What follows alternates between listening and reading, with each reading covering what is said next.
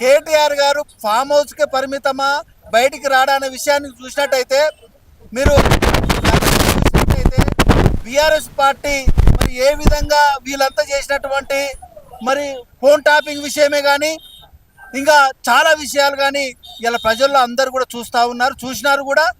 అందుకే కాంగ్రెస్ పార్టీ ఈ రాష్ట్రంలో రావాలి, అభివృద్ధి జరగాలంటే కేవలం కాంగ్రెస్ పార్టీతో సాధ్యమవుతున్న ఉద్దేశంతో ప్రజలు కూడా బీఆర్ఎస్ పార్టీని, కేటీఆర్ కేసీఆర్ని పరిమితం చేయడం జరిగిందని కూడా ఈ సందర్భం తెలియజేస్తా ఉన్నాను.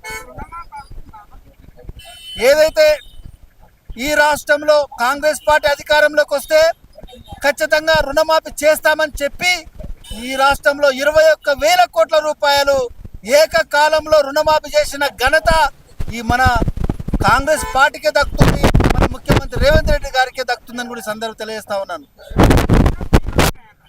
ఒక్కటి గుర్తుంచుకోవాలి మిత్రులారా, ఏదైతే ఇందిరమ్మ ఇండ్లు ఇస్తామని చెప్పినామో గతంలో చూసినట్టయితే ఇందిరాగాంధీ పీరియడ్ నుంచి చూసినట్టయితే ప్రతి ఒక్కరు కూడా ఇప్పటికీ గ్రామాలలో చూస్తే మరి ఇందిరమ్మ ఇండ్లే కనిపిస్తా ఉన్నాయి తప్ప మరి ఈయన కట్టినటువంటి ఇండ్లు కూడా ఎక్కడ కనిపిస్తలేవు.